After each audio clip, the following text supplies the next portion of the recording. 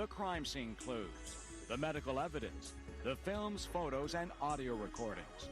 What does forensic science tell us about the greatest murder mystery in American history? John F. Kennedy, the 35th President of the United States, was shot and killed on November 22nd, 1963, while riding in a motorcade in Dallas, Texas.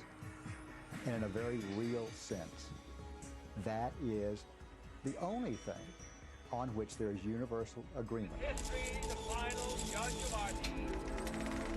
Let us go forth to lead the land we love. The murder of a president, the most heinous of crimes.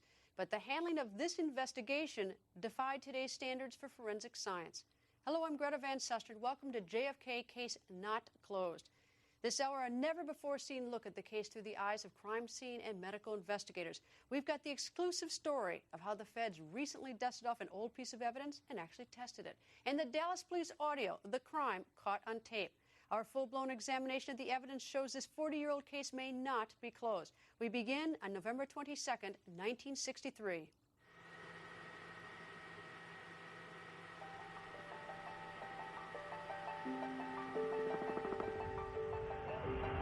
There's Mrs. Kennedy, and the crowd yells, and the President of the United States. The door opened and out stepped Miss Kennedy, who looked beautiful, just like everybody expected, and then the handsome young president coming out behind her. The sun was bright. The sky was beautiful. The clouds had dispersed. Texas Governor John Connally and his wife Nellie traveled with the Kennedys. The crowd at the airport was several thousand people. President Miss Kennedy walked up and down the fence where people gathered. That he wanted to be close to the people that were around him. Retired motorcycle officer Bobby Hargis. Secret Service like they had a conniption fit. Oh, I mean, they were just like cats on a hot tin roof. He walked out in the middle of a crowd shaking hands. Bill and Gail Newman were the closest eyewitnesses to the assassination. We had just gone where the crowd had thinned out at the corner so that the kids could get next to the curb. There were at least 250,000 people on that parade route. We were heaving a sigh of relief because once we got through the motorcade in Dallas and through the Dallas luncheon, then everything else was pretty much routine. And I remember seeing the motorcade turn onto Houston Street, turn right onto Houston Street and go that short block. I turned around to the president and I said, Mr. President, you can't say Dallas doesn't love you. That was just as we were approaching the book depository. The motorcade then turned left onto Elm Street. Made the left turn, and I was getting up my assigned position, and when that first shot rang out.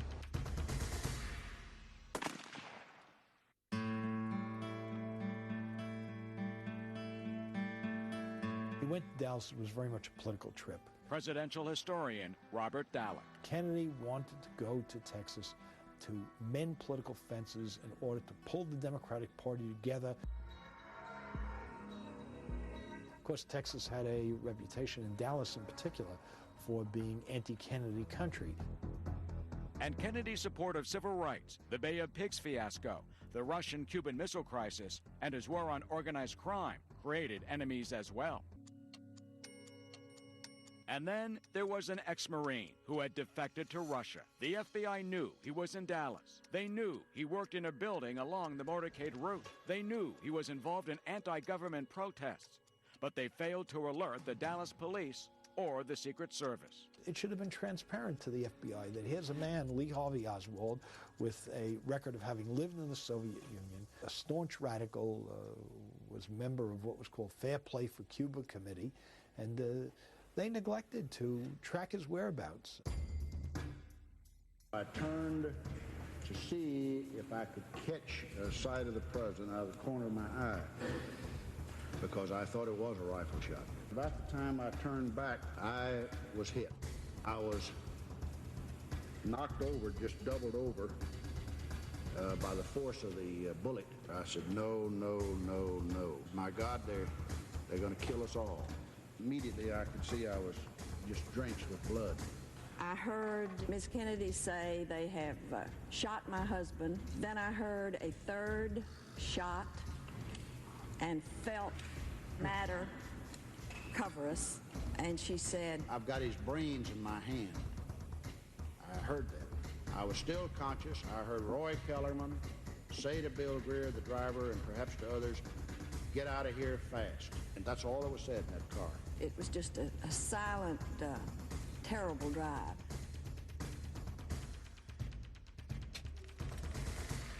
The film of the assassination you just saw was shot by bystander Abraham Zapruder with an 8mm home movie camera like this. The Zapruder film is the best photographic evidence from that day, but other films were analyzed for clues by forensic experts. This 8mm movie was shot by bystander Robert Hughes. It shows the Kennedy motorcade approaching the Texas School Book Depository. Now look closely. In the window of the 6th floor, you can just make out a shadowy figure. Could it be the assassin?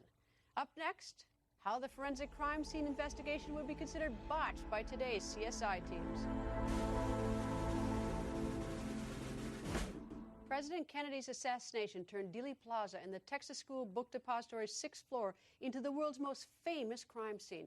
Today, thousands of tourists visit the mysterious sniper's nest at the 6th floor museum. But in 1963, crime scene investigation was not a sophisticated forensic science, and glaring mistakes were made, mistakes that led to confusion for the investigators and fodder for conspiracy theorists. Police believe that the man who fired the shots is still in the Texas School Book Depository building.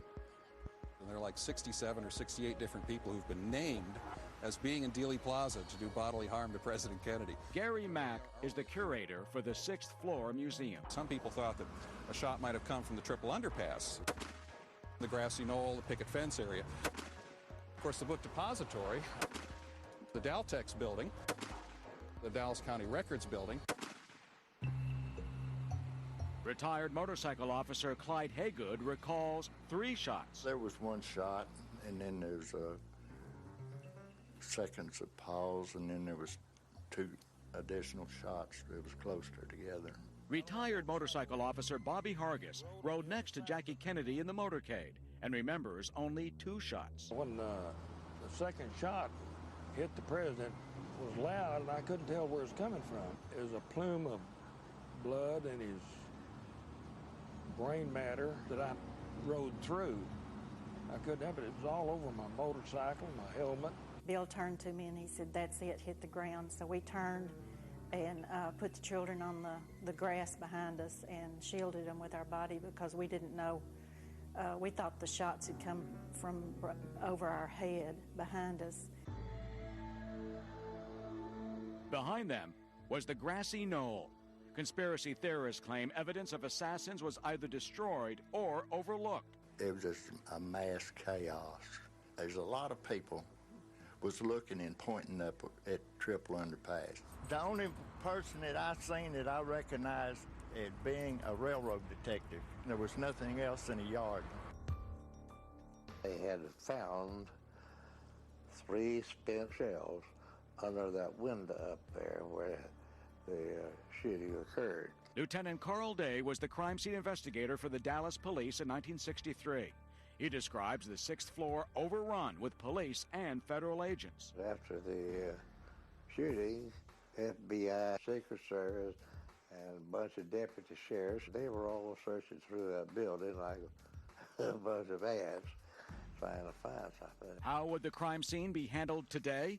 Investigators from Dr. Sarah Weck's Allegheny County Coroner's Office describe the forensic methods they use. Well, it's necessary that you contain the crime scene, that is to confine it to as few people as possible. Tom Myers is a crime scene investigator.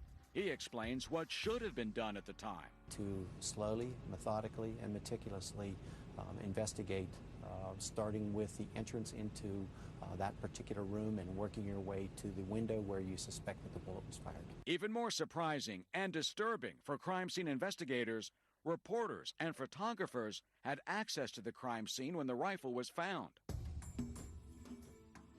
The weapon was a 1940 Italian-made 6.5mm Mannlicher Carcano. Analysts showed faint prints on the rifle's stock and trigger guard. Lieutenant Day concluded the prints were Oswald's, but they were old. It looked fairly good, but they weren't taking much of the powder, which indicated they had been there for some time. You cannot determine the age of a fingerprint. Wayne Retzel is a latent fingerprint expert. He reviewed Lieutenant Carl Day's notes regarding Oswald's fingerprints. I think he really states his conclusion that he had a gut feeling that the fingerprints were a match and would pursue the suspect. He just didn't know if they matched. Today, such valuable evidence would have been kept in tight security. But when the rifle was showcased at police headquarters, basic forensic precautions were not used. So I picked it up with a strap and held it there. It was a poor way to handle evidence. Within hours of the assassination, Lee Harvey Oswald was arrested for the shooting of Dallas police officer J.D. Tippit, not for shooting the president. No, I've not been charged with that. In fact, nobody has said that to me yet. Investigators soon learned Oswald had been employed at the Texas School Book Depository, and he had been seen in the second-floor lunchroom moments after the assassination. If he was the assassin, Oswald would have had to walk across the entire length of the 6th floor and down 4 flights of stairs in 1 minute and 18 seconds. Potentially there are shoe print evidence that could be found. This is an old book repository, and there would probably be a lot of dust and debris on the floor. We would look for fibers and hairs and any physiological fluid that we might find. Once that evidence is detected, those samples would then be transported into the DNA laboratory for DNA analysis. DNA, the genetic fingerprint now used by forensic investigations to prove guilt or innocence, was not available until 1985.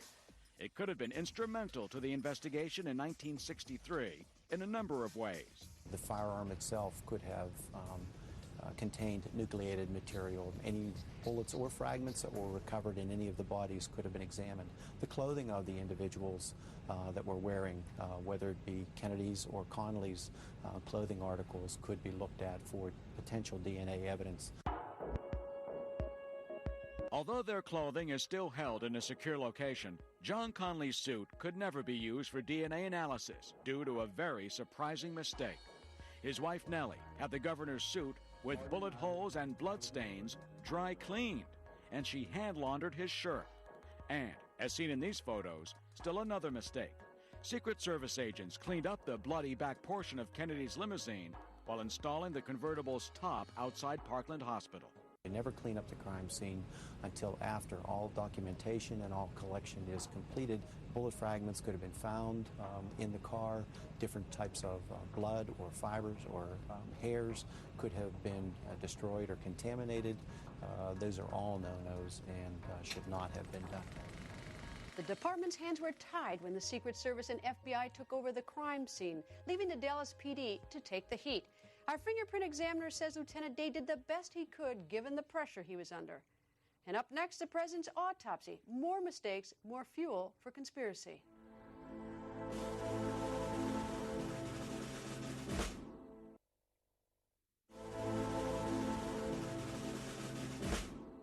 You're about to see President Kennedy's autopsy photographs and x-rays. Beware, the medical photos may be gruesome, but this forensic evidence reveals vital information about the integrity of the autopsy. What hospital does the president go to? Parkland Hospital. I saw a large gaping hole in the back half of the skull. Even though they knew death was imminent, Dr. Robert McClelland worked with other ER doctors to try and save Kennedy's life.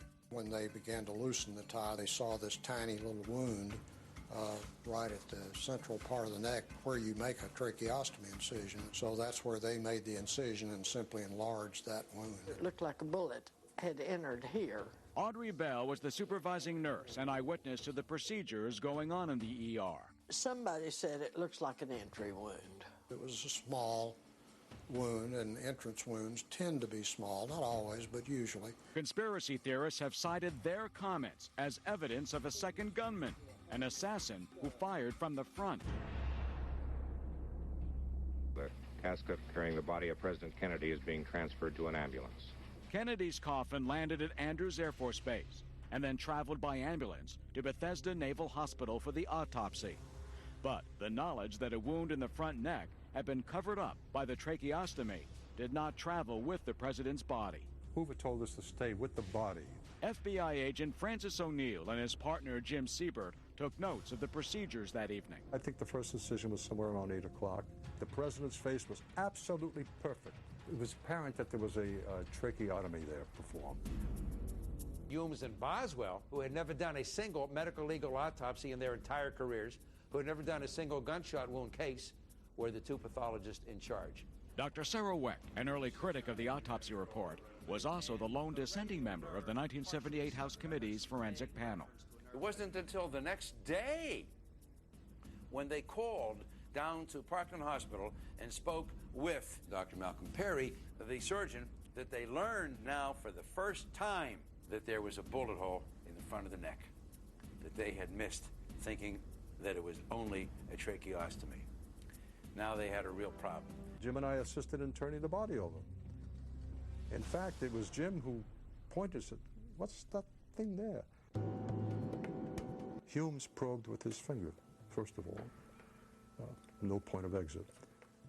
And then he probed with a small surgical probe. No point of exit. The doctors were baffled. Then a call came in from the FBI. A, quote, pristine bullet had been found on a stretcher in Dallas. Could it have fallen out of Kennedy's back as doctors tried to save him with cardiac massage? And the doctor said, "Well, there's no question about it. That's what happened. That is it." Relieved, Humes went no further. And over the last 40 years, the integrity of the autopsy has come into question because the paths of the bullets were never properly traced. There were a lot of forces afoot at that time, and some people wanted to protect the memory of President Kennedy. Dr. Charles Petty was a member of the forensic panel for the House Select Committee on Assassinations. The autopsy report that was released did not describe the adrenal glands, as I recall it. The order was, do not talk about the adrenal glands. The family and the doctors knew President Kennedy suffered from Addison's disease. Originally diagnosed when he was 30 years old, this debilitating and potentially deadly disease was a family secret. If it were revealed as to how many medical problems he had, it would inevitably call into question the honesty of the Kennedy family, and particularly Robert Kennedy, who was ambitious for high office and the presidency. Doctors attending the autopsy were required to sign secrecy oaths. The autopsy was a controlled military undertaking. It was not a scientific endeavor. There were pictures taken, there were x-rays taken. We saw the inside of the skull. There's a portion of the brain still there. Agent O'Neill saw the president's wounded brain up close and noted some important details about bullet fragments found in the skull. Those two pieces we got out were not minuscule. They were big enough to measure. They were consistent with the rifle bullets that were found in the 6th floor of the depository. The 3 shell casings found on the 6th floor were hard-nosed bullets, full metal jacket military rounds. Although O'Neill is convinced Oswald acted alone, his additional observations of other fragments on head x-rays are consistent with another type of ammunition. There were 38 particles in that skull, large enough to count, large enough to show up in an x-ray. They would be more consistent with what we called in the, in the Bureau or the police department, a dum-dum bullet that exploded after it hit. The small white particles representing what we refer to as a snowflake dispersal pattern is more consistent with a bullet that is designed to fragment. It is not consistent with military-type ammunition, such as is alleged to have been used by Lee Harvey Oswald. That compelling evidence led Dr. Wecht to form this conclusion. I believe that there was a second gunshot wound to the head. After a visit to the National Archives in 1972, Wecht told the New York Times that assassination evidence was missing. The missing photographs and the missing x-rays and the missing brain and the missing microscopic slides. You know, you don't have to be the least bit paranoid, suspicious, or cynical to ask yourself, what is this all about?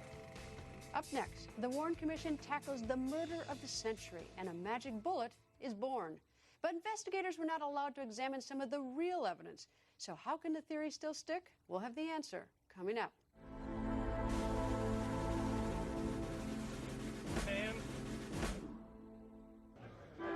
This is the basement floor of the Dallas City Hall. Oswald has been shot. Lee Oswald. Any hope of a murder trial came to a screeching halt when the only suspect, Lee Harvey Oswald, was shot and killed on live TV. So President Johnson appointed the Warren Commission to conduct an official investigation. Their most controversial finding involved the path of a single bullet. This is that single bullet, Warren Commission Exhibit 399. To many, it is known as the pristine bullet. Over the last 40 years, no part of the Warren Commission's 26-volume report has been scrutinized and criticized more than the single bullet theory and how Arlen Specter devised it. A critical factor is where the bullet entered on the president's body, and sometimes truth is stranger than fiction. Senator Arlen Specter was a junior counsel for the Warren Commission. In terms of the single bullet theory, that was what the commission concluded at the end, but that was not the first theory that the commission was working with. Is that right? Well, the first speculation was from the FBI and Secret Service reports that there were 3 bullets, and the first one hit the president in the back of the neck, and the second one hit the governor, and the third one hit the president in the back of the head. That's not my report. FBI agent Francis O'Neill took notes at the autopsy and says investigators were mistaken from the very beginning. My report said nothing about the first one hitting him in the neck whatsoever. I don't know where he got that from. Agent O'Neill's report states that the first bullet wound to the president struck below the shoulder and 2 inches to the right of the spinal column. The autopsy photo confirms this, but Specter didn't get to see the photos. He had to use drawings prepared under the direction of Commander Humes 4 months after the autopsy. Surprisingly, even Humes didn't get to see the photographs. The drawings were based on his memory. Any investigator would want to see the photos and the x-rays, and the commission did not have them out of deference to the Kennedy family, but I thought that was a major mistake. Prophetically, in April of 1964, Specter wrote this memo, quote, "Someday someone may compare the films with the artist's drawings and find a significant error." I saw a limousine emerge from the crowd. It had 2 flags on the front fenders. As I stood here for a second or two, I heard a pop. And my first thought was, who in the world is throwing a firecracker with the president driving by? The government's first theory fell apart when eyewitness James Tague came forward. And I heard the crack of 2 rifle shots. I stood here stunned for a moment. Reached up, touched my face. There was a couple drops of blood. Tague was hit by a ricochet of a bullet that missed the limousine. The bullet had hit the curb right here, which, as you can see, is in a direct line with the 6th floor and the president's car circling down Elm Street. This caused the Warren Commission to take a new look at their theory that all 3 bullets had hit in the limousine, because they now had 1 missed shot. The investigation was deficient in every material way you could imagine. In a sense, it was just a PR job.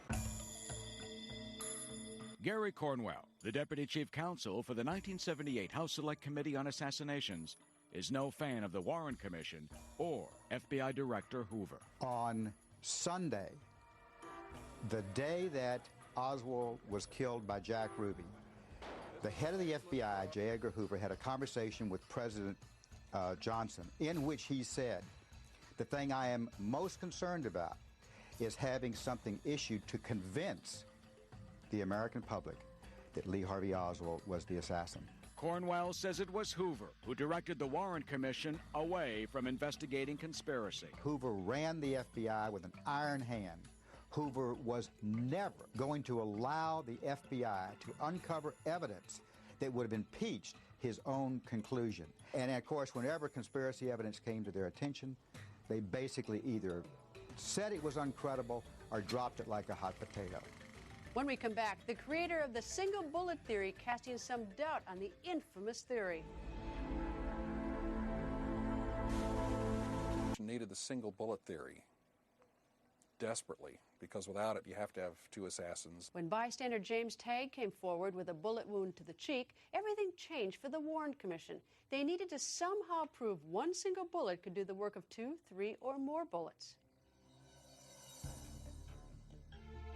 President Kennedy was hit in the back of the neck Arlen Specter describes in his own words how this one bullet traveled through 2 men, causing a total of 7 wounds. Passed between 2 large strap muscles, hit nothing solid, sliced his trachea, nicked his thigh. The bullet entered slightly to the left of the governor's right armpit, exited from his chest, leaving a 4-inch hole under his right nipple, went through his wrist and lodged in his thigh. Yes, Lee Harvey Oswald could have done that. Robert Keenan is a sniper with the Pittsburgh Police SWAT team. Like Lee Harvey Oswald, he's a former Marine sharpshooter. He test-fired a similar Mannlicher Carcano rifle on a target range and has been to the crime scene at Dealey Plaza. When you actually stand there and look at it and you see the distances, and being a sniper, you notice distances right away. It's a very makeable shot. We did on-site tests. We went down to Dallas one day and had a similar car and people about the same size as the president and the governor. And we had the Mannlicher Carcano mounted, and I looked through the 4-power scope. The Warren Commission also did extensive ballistic tests by firing bullets into live goats, human cadavers, and other objects to help confirm its lone gunman theory. To illustrate the single bullet theory, Fox News created a computer model of the Texas School Book Depository and Dealey Plaza. The best photographic evidence, the Zapruder film, was a guide. But the Zapruder film is not a complete record due to the simple fact that, for a second, a freeway sign hides the presidential limo. What happened behind that sign has been the subject of much conjecture because it is the only place the Warren Commission could line up the bodies for their theory to work. Dr. Michael Baden, former chairman of the 1978 House Select Committee's forensic panel, helped align the correct positions for both Kennedy and Conley.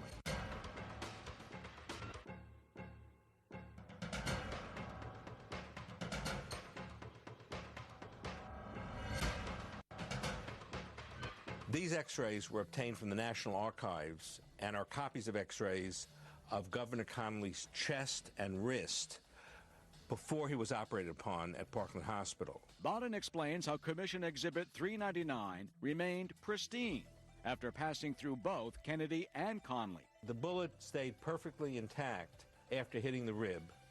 No evidence of any damage to the bullet on the x-ray of the chest, although there is evidence of damage to the bullet on the x-ray of the wrist. If one does not accept the single bullet theory, then one is left with a very undefendable position that there had to be at least 6 bullets fired by at least 3 different people.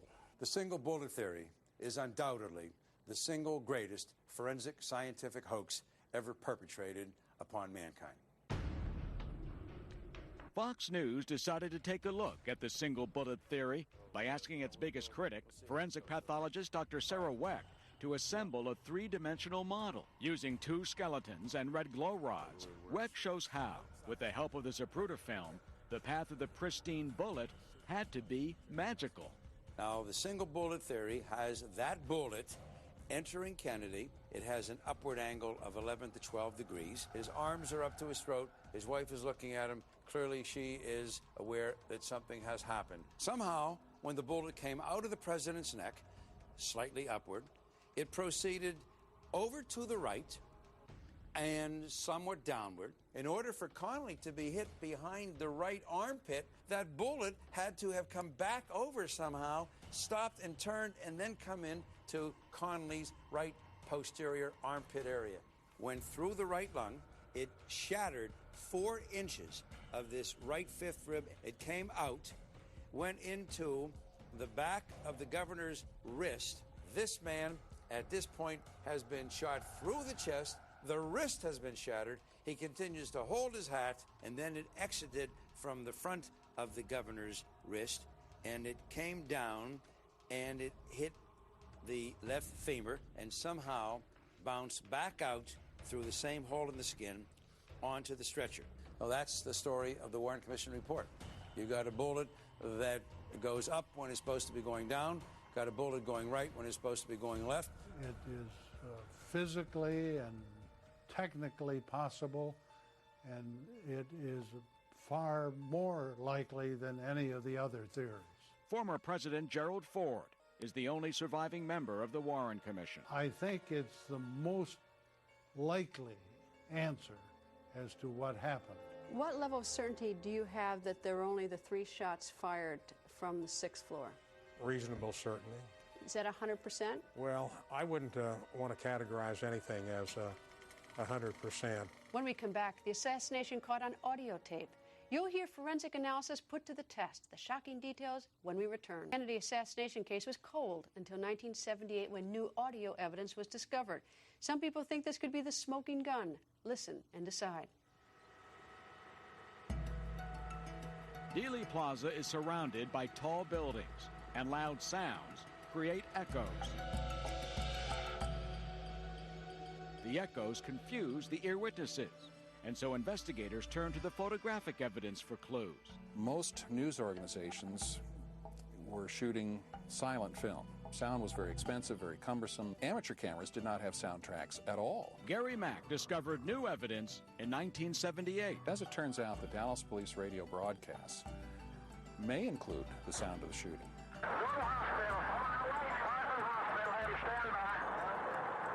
See this little spike to the right of the yellow line? Right there? To the right? Yeah. That's the first shot. Standard procedure for the Dallas Police in 1963 was to record and archive communications between dispatchers at headquarters and officers in the field. There's the second shot, 1.6 seconds later. Channel 1 was recorded by the dictaphone. James Bowles, the former sheriff of Dallas County, supervised communications for the Dallas Police in 1963. It records by making an impression into the plastic belt. Fox News Channel acquired a first-generation copy of the Channel 1 and Channel 2 recordings and provided the facility for digital preservation. Although most of the audio consisted of short bursts, one of the Dallas motorcycle officers had his microphone stuck in the send or open position. If that mic was indeed in Dealey Plaza, it could have transmitted the sounds of the assassination. On the recordings, voice, static, and a single bell tone can be heard, not the sound of gunshots. But experts found that audio echo patterns, or acoustic fingerprints of the gunshots, can be seen and analyzed on an oscilloscope. In 1978, the House Select Committee on Assassinations forensic audio experts compared the Dallas Police audio with recordings of test shots. What we actually found are 6 patterns. Gary Cornwell was the deputy chief counsel for the committee. When we sealed off Dealey Plaza to do those tests, we didn't have unlimited time to fire live ammunition from every place in Dealey Plaza. So we only fired it from the 2 most probable locations based on other evidence. That matched 4 patterns, 3 from the book depository, roughly, and 1 from the grassy knoll. A gentleman from Connecticut must have died. On the final day of the committee hearings, the acoustic experts showed this version of the Zapruder film. Using their findings, they added sound. The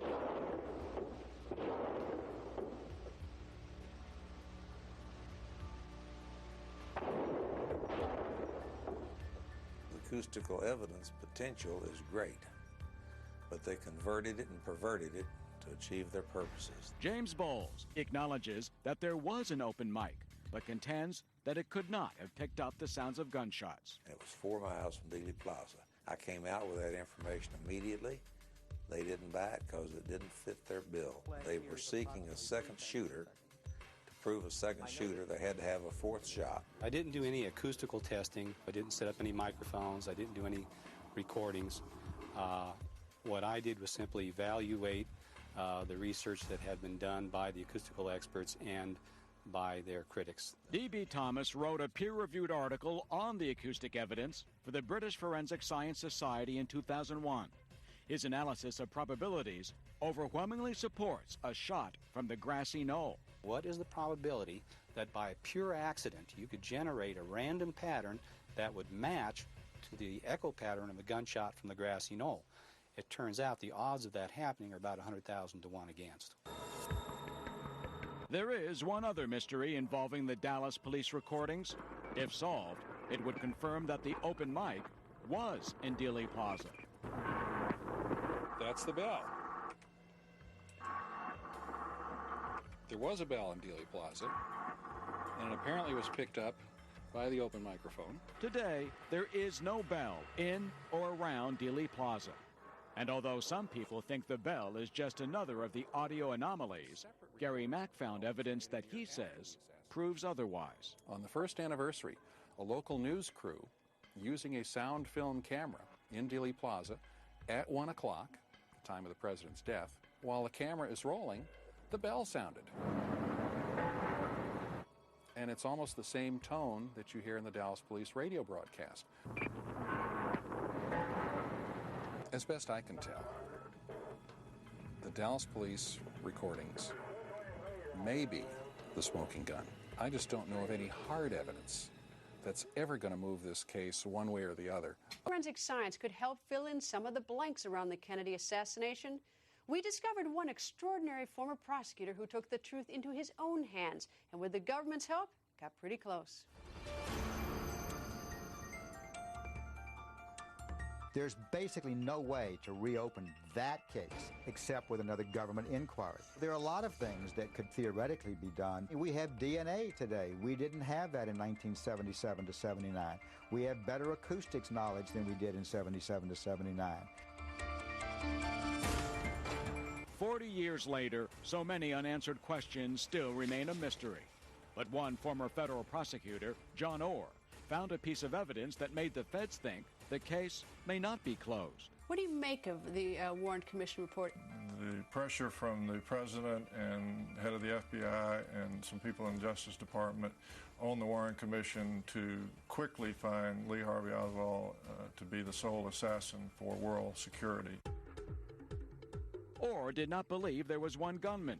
Being a prosecutor, he went through the proper channels to prove his theory. I'm one of the few private citizens who's ever been allowed to examine the magic bullet in the president's clothing.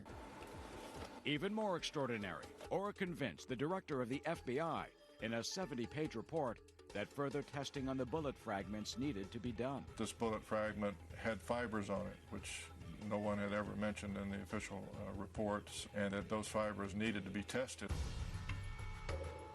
That alleged evidence, embedded in the bullet nose from the front seat of the limo, could be consistent with the president's shirt collar and tie liner, establishing a different trajectory than the single bullet theory. In 1998, they finally did a portion of what I asked them to do. This was now almost 35-year-old material that had become mummified, so it had to be rehydrated. Pathologist Dr. Michael Zimmerman, a specialist in Egyptian mummies, tested 4 tiny fragments. And I was able to tell them that it was not only human tissue, but in fact human skin.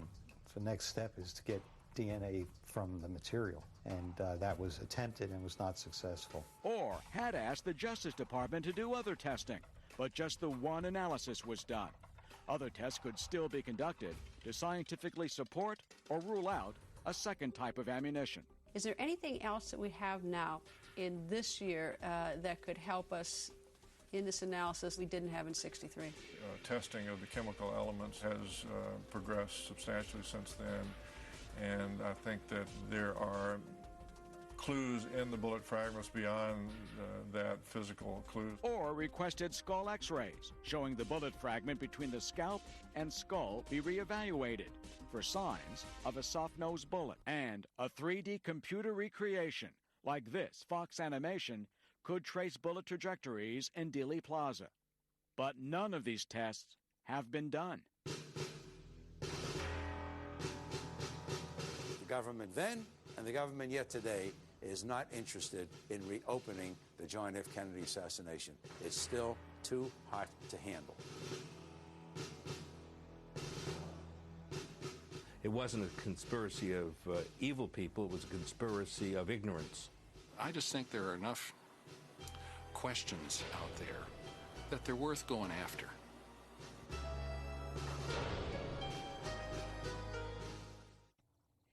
Enough questions and inconsistencies still keep this case alive, not closed. History shows the preciseness of science is a sure way to separate fact from fiction.